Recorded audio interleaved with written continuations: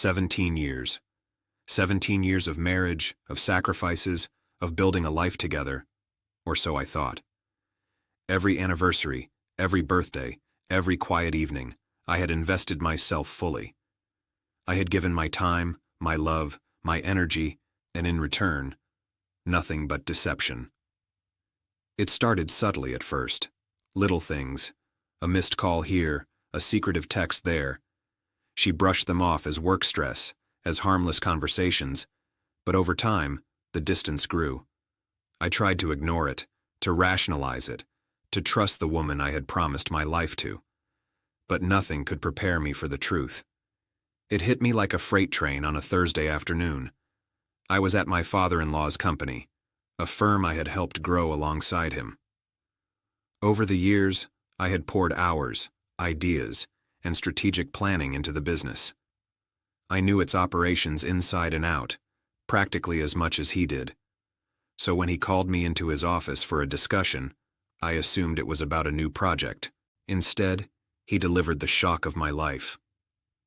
"We've decided to make some changes," he said, voice measured, polite, almost clinical. "We've brought in someone else to take your place. Your role is redundant." I blinked. Redundant? After everything I've done? After 17 years? He sighed. "It's not personal. It's just business." But I knew better. The person replacing me wasn't some rising star or experienced professional. It was him. The man my wife had been seeing for months, her secret lover, the one I had suspected but had never confirmed until now. The betrayal cut so deep it made my chest ache. My career, my loyalty, my life with her. It had all been undermined from within, orchestrated while I trusted her implicitly. I didn't yell. I didn't beg. I didn't cry. Instead, I walked out of that office and straight home, my mind working faster than my heart could catch up. Every betrayal she had ever hidden, every lie she had whispered, every night she had spent deceiving me, they all converged in one cruel moment of clarity. I watched her that evening, casually preparing dinner, her laughter light, carefree, completely unaware that the life she had quietly destroyed had already begun to fight back. I didn't confront her immediately. That wasn't my plan.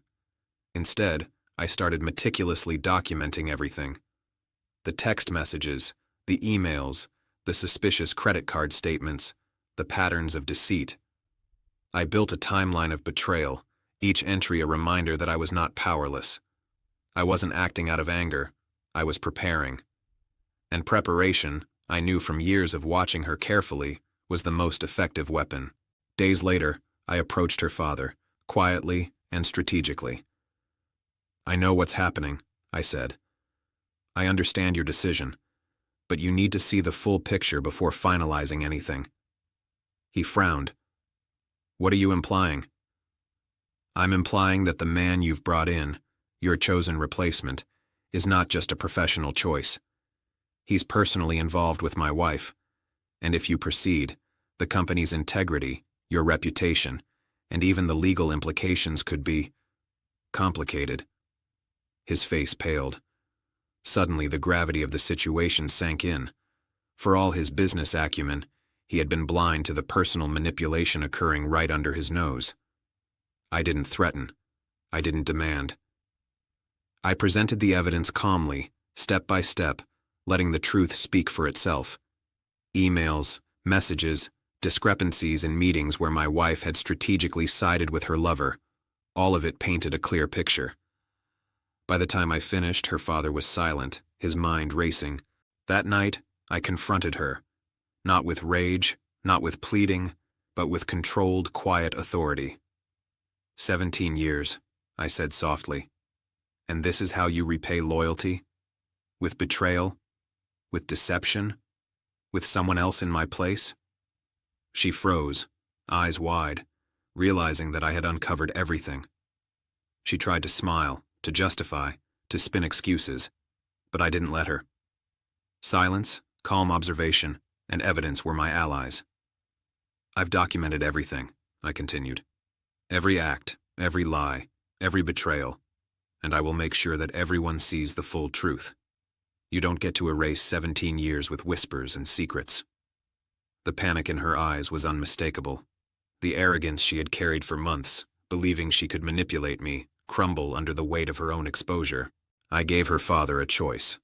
The company could continue, with integrity, respecting years of effort and loyalty, or he could let it spiral into scandal, personal conflicts, and potential legal complications. He chose wisely. The replacement was retracted, my position was restored, and the man she had been secretly seeing was quietly removed from the company, his involvement exposed and incompatible with professionalism. She tried to argue. She tried to twist the narrative, but the evidence was undeniable. Her father, my allies in the company, even a few mutual friends who had grown suspicious, all saw the truth. And for the first time in 17 years, she realized she could no longer control me, no longer manipulate the narrative, no longer hide behind deceit. Weeks later, she confronted me, finally, privately. I didn't think you'd—" I cut her off, calm but resolute. I didn't need to think. I needed to act. And I did. What you tried to build in secret, your lies, your affair, your attempts to replace me, you underestimated patience, preparation, and truth. Her face fell. Words failed her. For the first time, she realized that her choices had consequences beyond her manipulation. I didn't yell. I didn't humiliate. I simply reclaimed my life, my career, and my dignity. Every day, I showed her through action what true power and integrity looked like. She could no longer manipulate me, no longer hide behind secrets. She had chosen betrayal, and the consequences were irreversible. Months later, I stood in the company office, my own office, reviewing a report I had prepared weeks ago. My wife entered quietly, trying to engage, to salvage some semblance of control. I didn't give it to her. I smiled politely, acknowledged her presence, and continued with my work. Her influence, her manipulation, her schemes, they were powerless against strategy, truth, and patience. 17 years of loyalty, of dedication, of unwavering commitment had not been erased. Her affair, her attempts to replace me, had failed spectacularly. And I had learned something crucial. Sometimes, the most devastating revenge isn't drama or confrontation. It's quiet, precise, and unstoppable. It's letting the truth, patience, and preparation speak for themselves, while those who betrayed you realize too late that they've lost everything. By the end of the year, the company thrived, my reputation stronger than ever. My wife's influence diminished to nothing more than whispered regret. I had survived, I had reclaimed, and I had risen above. And for her, every glance she cast at me carried the weight of understanding. She had underestimated me, betrayed me, and yet I had not needed rage or spectacle to prevail. 17 years of loyalty had not only survived, they had triumphed. Because sometimes the strongest revenge isn't loud.